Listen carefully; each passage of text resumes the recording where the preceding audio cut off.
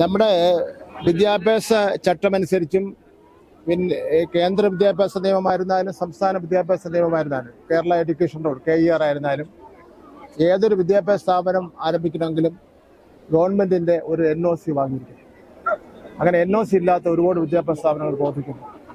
എന്ന് മാത്രമല്ല, വിദ്യാഭ്യാസ സ്ഥാപനമായതുകൊണ്ട് കുട്ടികളുടെ അടിസ്ഥാന 1ാം ക്ലാസ് മുതലും LKG UKG മുതലുള്ള ക്ലാസ്സുകൾ കുട്ടികളെ പഠിപ്പിക്കുന്നതാണ് ഉള്ളത്. അപ്പം അതുകൊണ്ട് ഇപ്പൊ യഥാർത്ഥത്തിൽ ഒരു സിലബസ് ഇല്ല. അപ്പൊ അതൊരു സിലബസ് നമുക്ക് അതിനെപ്പറ്റി ആലോചിക്കേണ്ടതായിട്ടുണ്ട്. പഠിപ്പിക്കുന്ന ടീച്ചർമാരുടെ ക്വാളിഫിക്കേഷനെ സംബന്ധിച്ച് പരിശോധിക്കേണ്ടതായിട്ടുണ്ട്.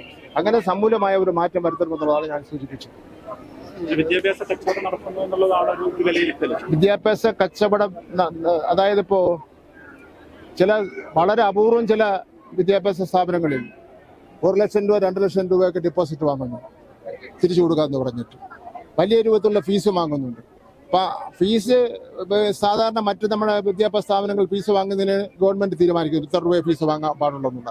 ഇവിടെ ഇത് അവർ തന്നെ തീരുമാനിക്കുന്നു. അപ്പൊ അതിനെയാണ് ഞാനതിനെ വിശേഷിപ്പിച്ചത്.